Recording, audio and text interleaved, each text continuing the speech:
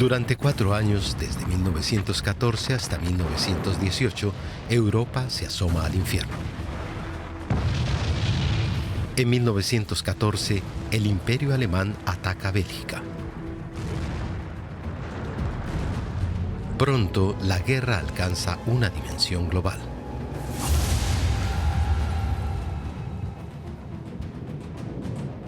Hasta 1918 participan casi 40 países de Europa, África, Oriente Medio y Asia Oriental. Por su enorme potencial destructor, la Primera Guerra Mundial se convierte en la mayor contienda hasta la fecha. Mueren 17 millones de personas. Amplias zonas de Bélgica, Serbia y el norte de Francia están completamente devastadas. Europa está en ruinas. El escritor austríaco Stefan Zweig escribe: los mortecinos caballos del apocalipsis han irrumpido en mi vida.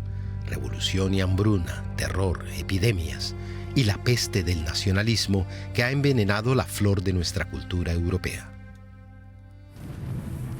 Solo en Francia mueren 1.400.000 soldados.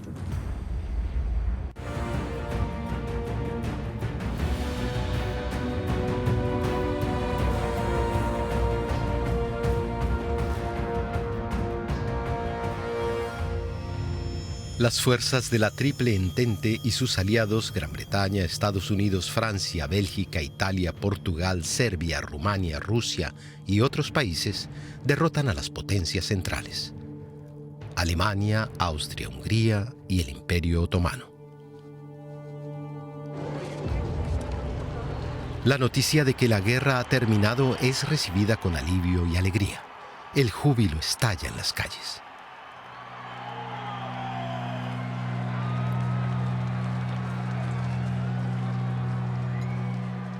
El escritor Albert Simonin describe el ambiente en París. Entre la multitud, jóvenes obreras y damas vestidas a la moda se abrazaban y repartían besos por doquier.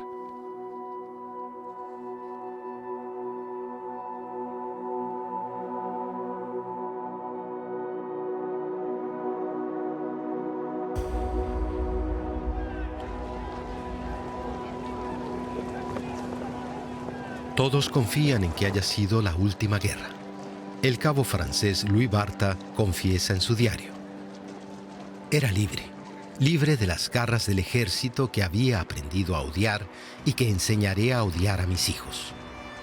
Les diré que palabras como patria, gloria y honor solo intentan ocultar lo horrible, fea y terrible que en verdad es la guerra.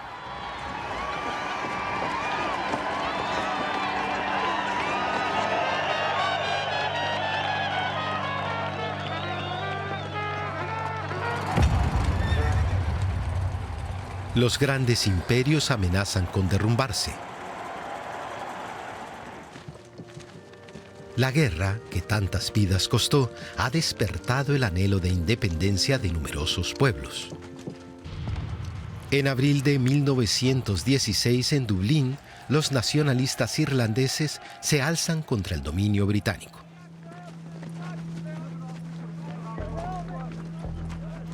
Los ingleses reprimen la rebelión y obligan a los independentistas a marchar por las calles con la bandera británica. Las potencias derrotadas se desmoronan. En el Imperio austrohúngaro surgen movimientos nacionales. Checos, eslovacos, croatas y eslovenos reivindican estados propios y esperan contar con el apoyo estadounidense. Tras ganar la guerra, el presidente de los Estados Unidos, Woodrow Wilson, aspira a consolidar una paz duradera. Promete la independencia nacional y formula el derecho de autodeterminación de los pueblos, por el que estos pueden aspirar a erigirse en estados independientes. Imperios que caen. Levantamientos. Monarcas huidos.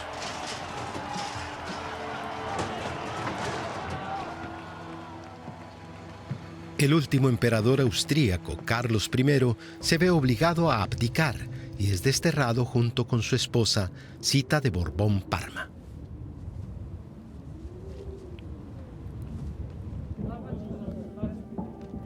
En Turquía, el sultán Mehmed VI acepta la partición del Imperio Otomano, de cuyas ruinas surgirán los estados árabes. Mientras, otros jefes de Estado regresan como héroes. En Bélgica, el rey Alberto I, que luchó junto a sus soldados en el frente, y su esposa Isabel, que sirvió como enfermera en la guerra, son aclamados.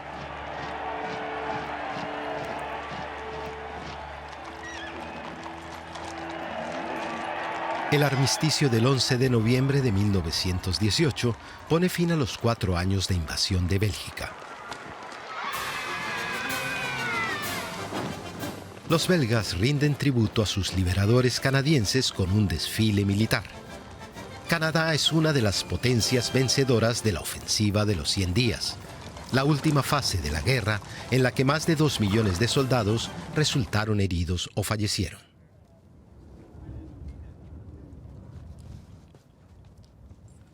El enfrentamiento ha tocado a su fin. En Flandes, soldados escoceses descubren un tren alemán con miles de granadas de mano. El norte de Francia presenta un paisaje apocalíptico. En su retirada, los alemanes han devastado amplios territorios, dejando tras de sí tierra quemada.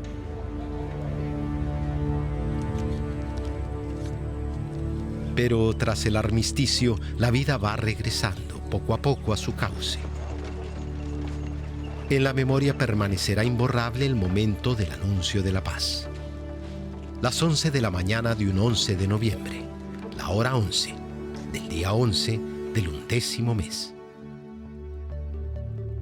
Pero el armisticio no es sinónimo de paz. Tan solo significa que los combates cesan mientras se negocia un acuerdo de paz.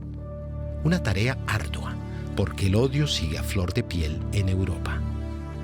El escritor francés Henri Fauconnier escribe a su prometida: «Me temo que no estamos más preparados para la paz de lo que lo estábamos para la guerra. Ahora comienza la fase crítica. Es una suerte que seamos los vencedores». Pero, ¿se siente Alemania realmente derrotada? Los alemanes deben abandonar las zonas ocupadas de Bélgica y el norte de Francia y retirarse a la orilla oriental del Rin. También deben renunciar a Alsacia y Lorena. Unos días después se celebra en la parisina Plaza de la Concordia una manifestación del movimiento ultraderechista Acción Francesa. En un gesto simbólico, soldados franceses esparcen tierra de Alsacia. Así celebran que Francia recupere la región que tras la guerra franco-prusiana de 1871 había tenido que entregar a Alemania junto con una parte de Lorena.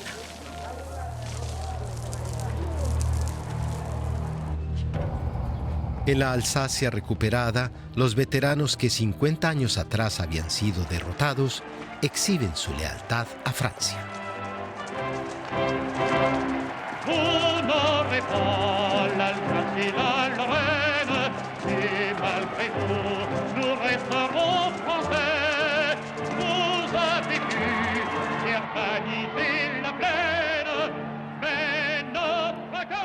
Escolares en traje regional besan la bandera francesa.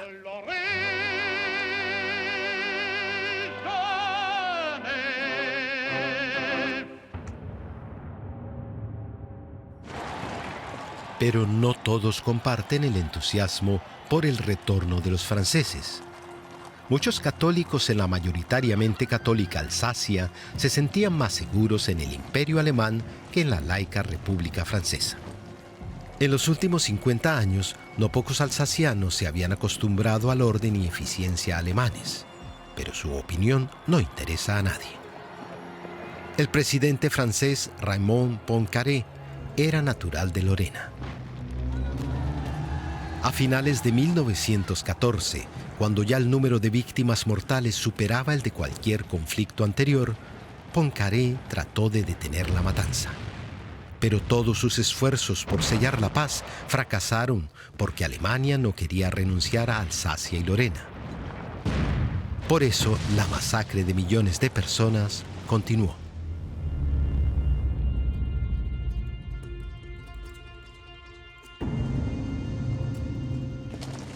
Cuando las tropas alemanas regresan a su país tras la guerra, se encuentran a una sociedad profundamente conmocionada por el conflicto.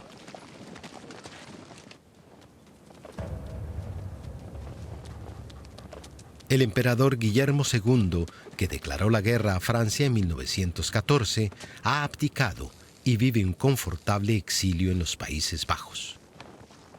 Su renuncia era una de las condiciones del armisticio que Alemania percibe como humillante.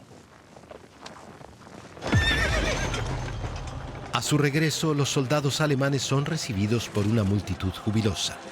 Los círculos nacionalistas interpretan la derrota como una puñalada por la espalda.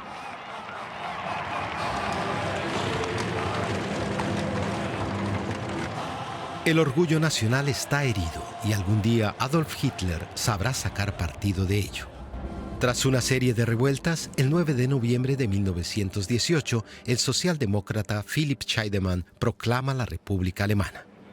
Das Alte und Morsche, die Monarchie ist zusammengebrochen. Es lebe das Volk! Es lebe die Volksrepublik!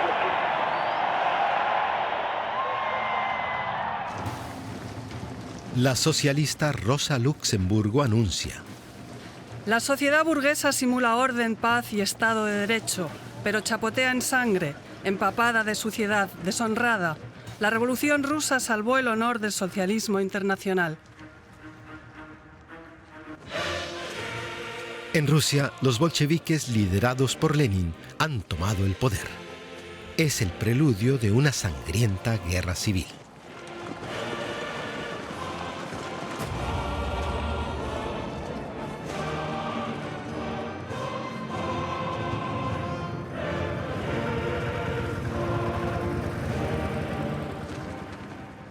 En sus filmes propagandísticos, los bolcheviques muestran a prisioneros, entre ellos soldados ingleses, franceses y estadounidenses, llegados a Rusia para apoyar a las fuerzas anticomunistas.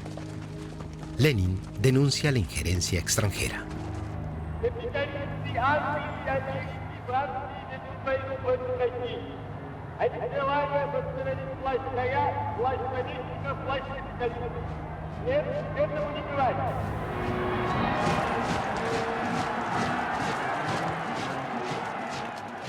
La Revolución Rusa divide a Europa y más tarde al mundo. También en Hungría suenan cada vez más fuerte los tambores de la revolución.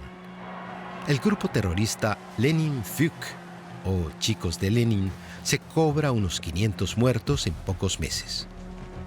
Financiado por los rusos, su misión es detectar y asesinar a contrarrevolucionarios.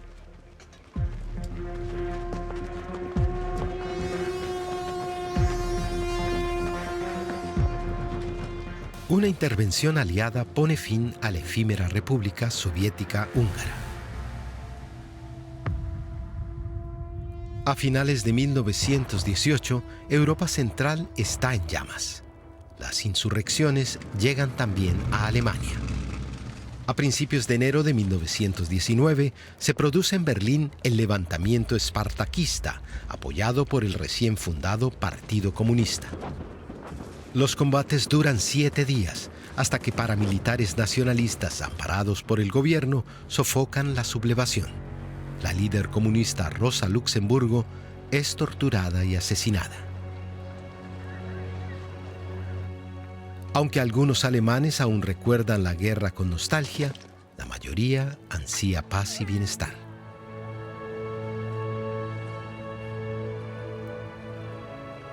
Ignoran el destino que deparará a sus hijos 20 años más tarde en las heladas estepas de Stalingrado.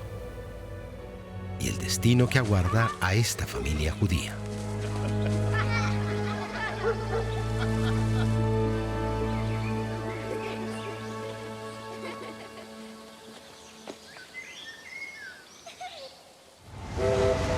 El 1 de diciembre de 1918, tropas aliadas entran en Alemania y ocupan la orilla occidental del Rin. Su estacionamiento en este territorio es parte del acuerdo de armisticio.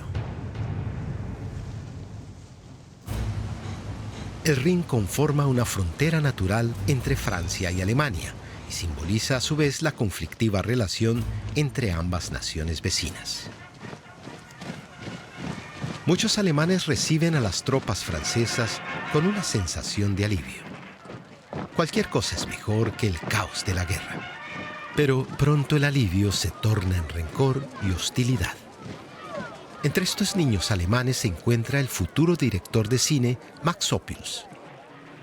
En sus memorias recuerda las lágrimas que le causaban las vejaciones y maltratos de los ocupantes franceses. A los soldados de las colonias francesas se les acusa de cometer violaciones. Los nacionalistas alemanes instrumentalizan esas denuncias para campañas racistas.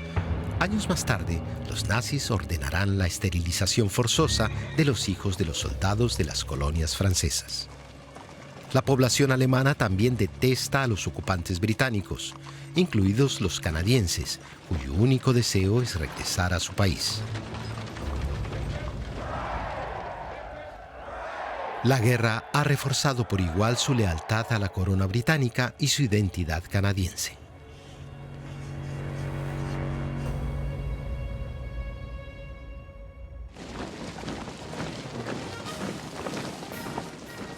Los estadounidenses gozan de mayor aceptación. A orillas del Rin están estacionados 100.000 soldados de las tropas del tío Sam. Un soldado escribe: combatimos a los Krauts, a los alemanes, pero ellos no invadieron Estados Unidos ni sitiaron Nueva York. No necesitábamos vengarnos, tan solo queríamos paz. Además, muchos de nosotros tenemos raíces alemanas.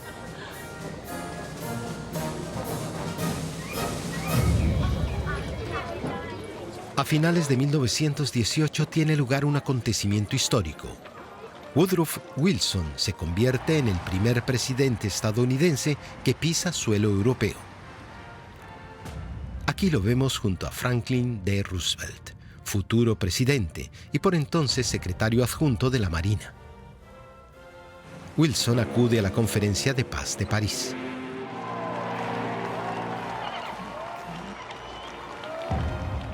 El 14 de diciembre de 1918, Wilson llega a la capital francesa junto a su esposa Edith.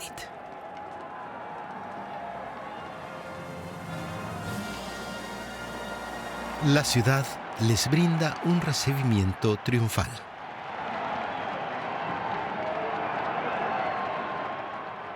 Construiremos un mundo de bienestar en el que todas las naciones disfrutarán del legado de la libertad, por el que Francia, Estados Unidos, Inglaterra e Italia pagaron tan alto precio. Marcel Cachot, director del diario socialista L'Humanité, escribe: Wilson tiene un profundo vínculo con el proletariado. Es el único político que ha descubierto el lenguaje de la buena voluntad y la justicia.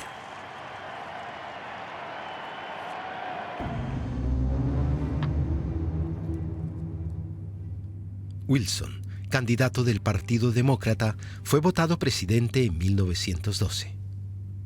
En 1916 fue reelegido por escaso margen gracias a su promesa electoral de no involucrar a Estados Unidos en la guerra. Pero solo unos meses después de comenzar su segunda legislatura, Wilson decidió enviar tropas a Europa. En enero de 1918, en un discurso ante el Congreso estadounidense, presenta un plan de 14 puntos para la obtención de la paz.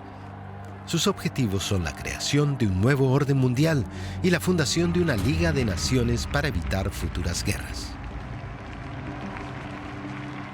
En París, Wilson se reúne con otra leyenda política de la época, el jefe de gobierno y ministro de Defensa francés, Georges Clemenceau.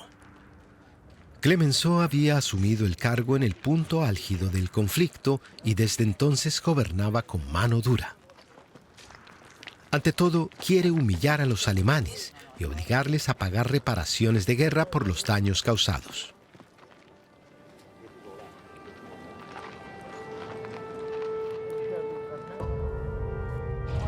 Pero británicos y estadounidenses temen que esto signifique la ruina de las potencias derrotadas y, como en Rusia, las empuje al extremismo y a la guerra civil.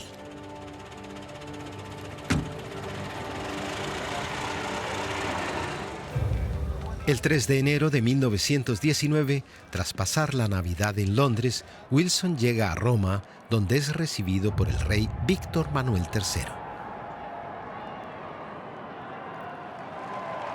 El presidente estadounidense recorre Europa intentando recabar apoyos para su programa por la paz mundial y promoviendo el reconocimiento del derecho de autodeterminación de los pueblos. Wilson se congratula por el entusiasmo de los italianos, cuyo júbilo, no obstante, no va dirigido a su programa, sino a la victoria aliada. Los nacionalistas italianos temen que el derecho de autodeterminación de Wilson desemboque en pérdidas territoriales. Uno de sus principales voceros es el periodista Benito Mussolini. El futuro dictador denomina a Wilson bandido del pluralismo internacional.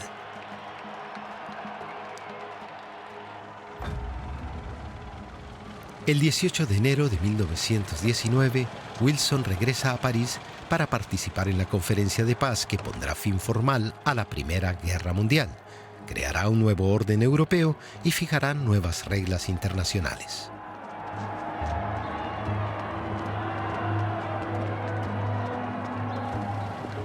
Aunque en la conferencia están representadas 27 naciones, las negociaciones las dirigen las grandes potencias vencedoras. Los cuatro grandes: Wilson, el primer ministro francés Clemenceau, el premier británico Lloyd George y el jefe de gobierno italiano Vittorio Emanuele Orlando.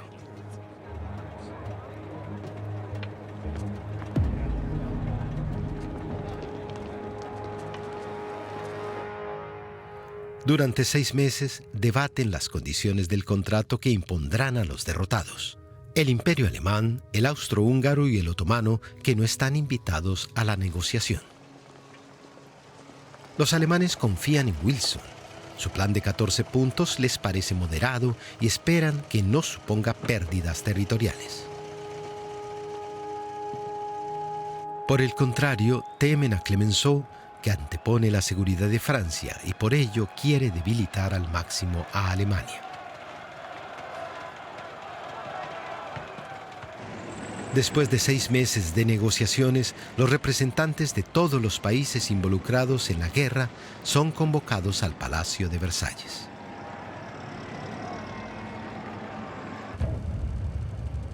Es el 28 de junio de 1919, una fecha simbólica.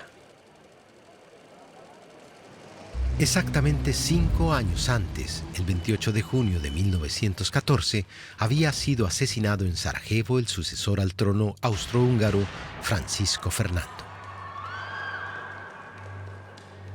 El atentado precipitó la Primera Guerra Mundial.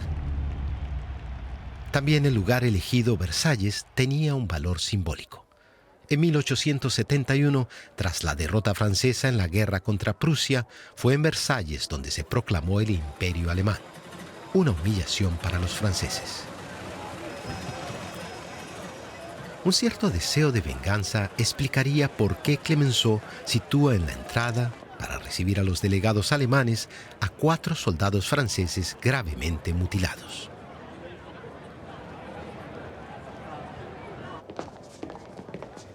Los alemanes llegan a las 3 de la tarde. Disponen solo de unos minutos para firmar el acuerdo. En la Galería de los Espejos de Versalles, en esta mesa, los vencedores dictan sus condiciones para la paz. El ejército alemán se reducirá a 100.000 hombres. Se le prohíbe disponer de carros de combate, aviación y submarinos. Además, Alemania pierde sus colonias y su flota de altura. A ello se suma el pago de reparaciones, una suma desorbitada para la fecha, el equivalente a 700.000 millones de euros. En el Día Nacional de Francia, el 14 de julio de 1919, los galos no solo celebran su victoria, sino también la humillación que el Tratado de Versalles ha infligido a Alemania.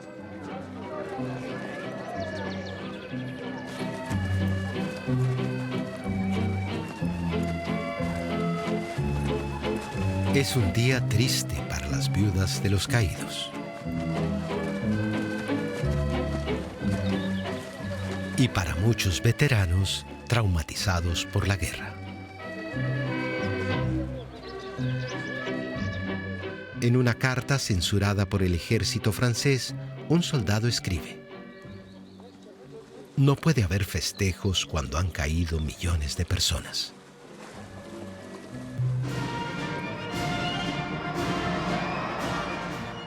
Ese 14 de julio de 1919, Clemenceau celebra en los Campos Elíseos de París un gran desfile de la victoria, en el que participan todos los ejércitos vencedores. El periodista estadounidense Elbert Baldwin, que se encuentra en la ciudad para cubrir el acontecimiento, relata: las amplias aceras están repletas. La gente se encarama en escaleras, balcones y tejados. Un cañón retumba. Su eco reverbera entre la multitud jubilosa. Ahí llega Joffre, el vencedor del Marne. Foch, el comandante en jefe de los ejércitos aliados. Y el comandante de las tropas estadounidenses, Pershing, de mirada severa. Alguien grita en la multitud: sonrían. Y los belgas sonríen. Están más relajados, pero los más aplaudidos son los británicos, en especial los escoceses. La gente grita de júbilo cuando ve a los japoneses, los griegos, los polacos, los portugueses, los serbios. Pero, ¿dónde están los rusos? No los bolcheviques, sino el aliado que sacrificó a 2 millones de personas para hacer posible este día. Y aquí llega Pétain. Sobre su caballo blanco, no hubiera imaginado tan joven al héroe de Verdún. El periodista Robert de Flers informa en el diario francés Le Figaro: los uniformes de todos estos países tienen todos el mismo color, el de la sangre. Los mutilados que perdieron brazos y piernas van cojeando tras los gloriosos. El desfile rinde homenaje a los vencedores, pero ¿qué es de los auténticos perdedores de la guerra? Los 8 millones de heridos de guerra que han perdido brazos y piernas, han sufrido los efectos del gas, han quedado ciegos.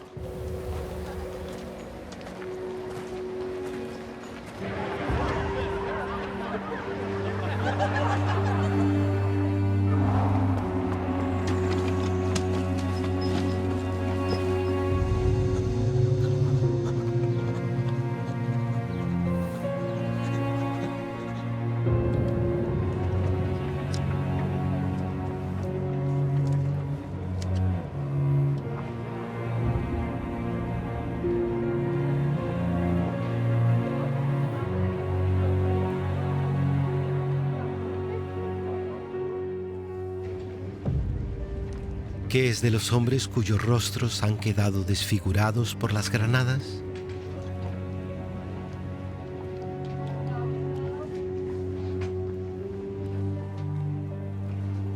Henriette Remy, enfermera de la Cruz Roja Suiza, rememora: nunca había visto algo tan atroz. Unos 20 hombres envueltos en un hedor espantoso, que no conservaban ya ningún rasgo humano, sus rostros desfigurados como máscaras.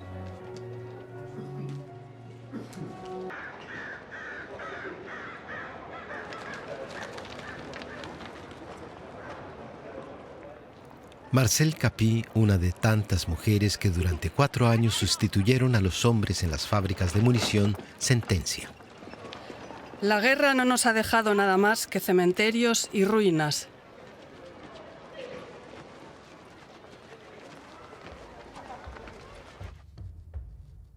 Mientras las mujeres británicas han conquistado el derecho al sufragio, las francesas lo exigen en vano y, lo que es peor, son despedidas de las fábricas para que los soldados que retornan puedan recuperar sus puestos. Marcel Capy, convertida en pacifista tras la guerra, reflexiona: los llamados acuerdos de paz son fuentes de conflicto. Diseñados para la revancha, han convertido la injusticia en su lema y sumido a Europa en el caos. El Tratado de Versalles es absurdo. Dicho tratado será un terreno fértil para los vengativos discursos de Hitler, filmado aquí por primera vez en una manifestación de extrema derecha en el año 1919. En aquel momento todavía trabajaba como informante de la Reichswehr bávara, pero ya sabía cómo instrumentalizar para sus fines el acuerdo de paz que los alemanes percibían como injusto. Dejará escrito: Versalles fue una deshonra. El dictado de paz es un expolio inaudito de nuestro pueblo. Francia, nuestro enemigo a muerte, nos estrangula implacablemente. Sobre el sufrimiento del pueblo alemán proclama: que la vergüenza y el odio de 60 millones de alemanes se convierta en un auténtico mar de llamas.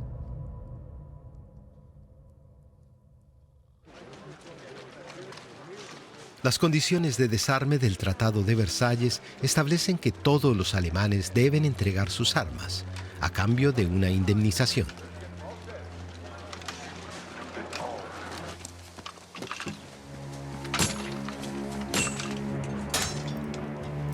Los aviones y carros de combate son destruidos por orden de los aliados.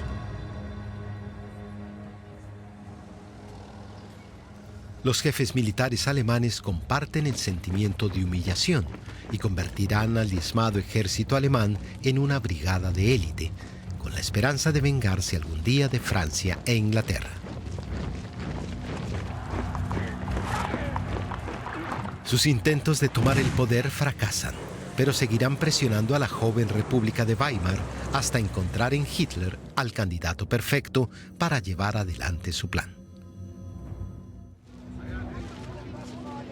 A partir de 1919, miembros de los Freikorps empiezan a pintar la esvástica en sus cascos.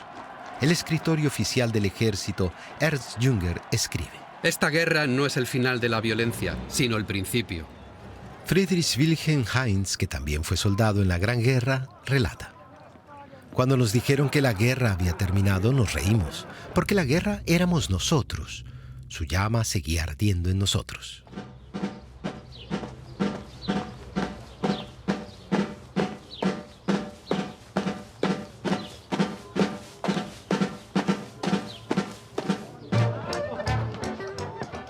La alta sociedad alemana apoya al ejército y apoyará a Hitler.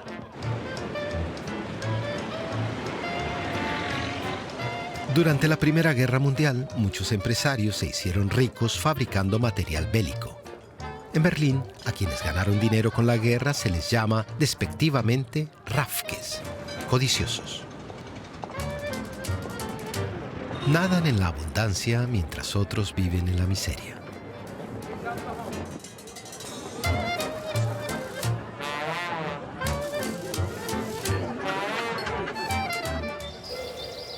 En Francia, abandonadas las trincheras, los pájaros vuelven a cantar. Pero 2 años después de terminada la guerra, los aliados siguen teniendo problemas para desmovilizar a sus 9 millones de soldados. El correo militar seguirá siendo censurado hasta que todos los hombres hayan regresado a la vida civil. Uno de los olvidados lamenta en una carta interceptada: ¿por qué no nos dejan marcharnos? Si la guerra ha terminado, ¿por qué no nos dejan regresar junto a nuestras familias?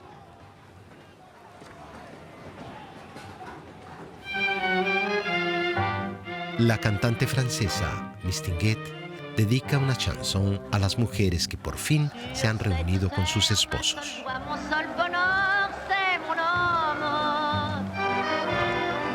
J'ai donné tout ce que j'ai, mon amour et tout mon cœur à mon homme. Et même la nuit, quand je rêve, c'est de lui, de mon homme. Ce n'est pas qu'il est beau, qu'il est riche ni costaud, mais je l'aime, c'est idiot. En Francia no hay suficiente material para suministrar ropas civiles a los 5 millones de combatientes desmovilizados. Pronto se abandonan los intentos de teñir los uniformes. A cambio se paga un subsidio a cada hombre. Muchos son campesinos que regresan a sus tierras, pero en todos los países a los obreros industriales les cuesta encontrar empleo.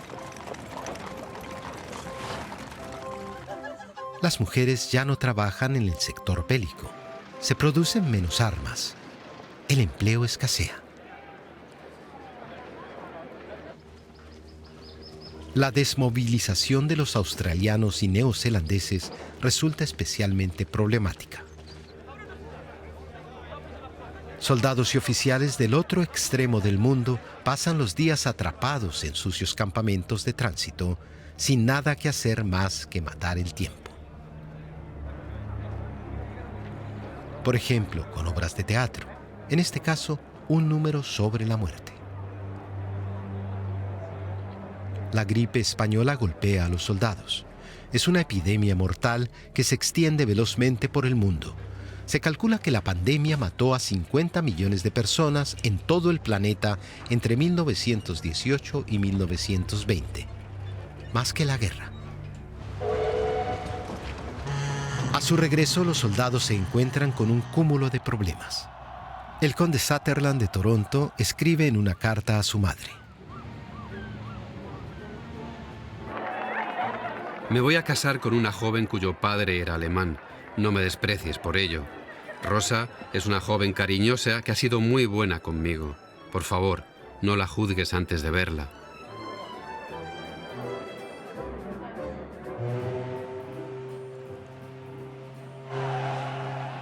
El soldado Arthur Lapointe, del Regimiento de Infantería 22 del Ejército Canadiense, narra así su retorno a Quebec. Mi corazón está rebosante de alegría. Pensaba que nunca volvería a ver este país. La gripe ha matado a algunos de sus familiares y en 1917 su vecina perdió a su esposo en la batalla de Vimy. Terminada la repatriación de los soldados, el informe de una comisión especial concluye: la mayoría de los hombres vuelven de la guerra en un estado de letargo mental. Estuvieron expuestos durante tanto tiempo al adiestramiento y la obediencia militar que han perdido la autonomía.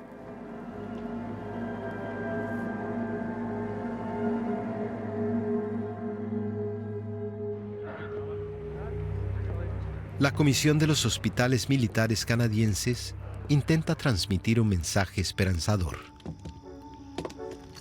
Lo que todos los soldados inválidos deberían saber es que la palabra imposible no existe para nosotros. El éxito que tengan en su vida futura depende de la energía y la perseverancia que inviertan durante su convalecencia.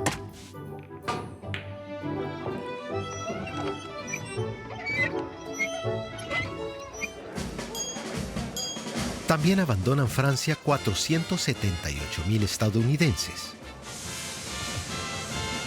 no sin antes ser desinfectados a fondo para liberarse de los parásitos de las trincheras y de los burdeles. Aunque la principal preocupación es frenar la propagación de la gripe española.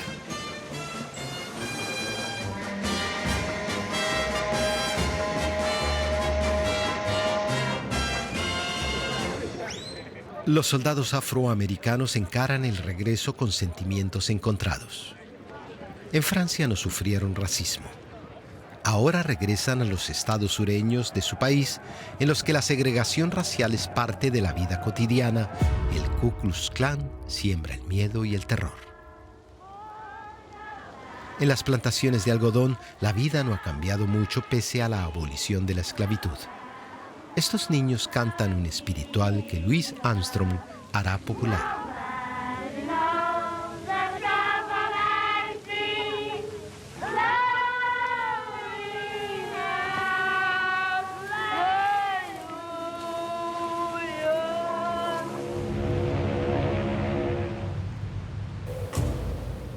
Sin embargo, en el norte de Estados Unidos, en Nueva York, los soldados afroamericanos son aclamados a su regreso. El músico James Reese Europe lo recuerda. Los gritos de júbilo sonaban de las ventanas, los tejados, las calles. Muchas personas se unían al desfile. Unos 370.000 negros sirvieron en el ejército estadounidense durante la Primera Guerra Mundial. La unidad afroamericana más famosa era el Regimiento de Infantería 369 de Nueva York, apodado Harlem Hellfighters. El conocido activista por los derechos civiles Marcus Garvey declara: creemos que los negros deberían tener los mismos derechos y privilegios que el resto de personas.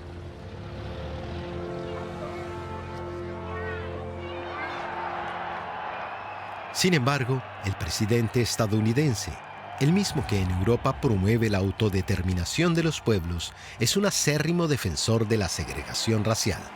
Wilson recorre Estados Unidos para promover el acuerdo de paz y la sociedad de naciones.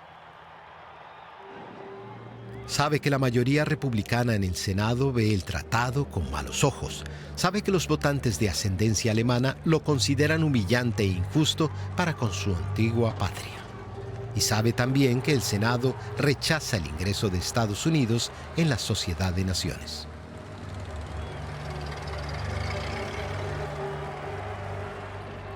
Los miembros de esta alianza se comprometerán a prestarse asistencia mutua, lo que para Estados Unidos podría suponer nuevas intervenciones militares que nadie desea. Wilson intenta acercar posturas diciendo: si rechazamos la Sociedad de las Naciones, romperemos el corazón al mundo. El mandatario trabaja hasta el agotamiento. El 2 de octubre de 1919 sufre un ictus. La consiguiente hemiplegia le impide seguir desempeñando su cargo. ¿Qué decidirá el Senado estadounidense? ¿Puede una sociedad de naciones sin Estados Unidos garantizar la paz?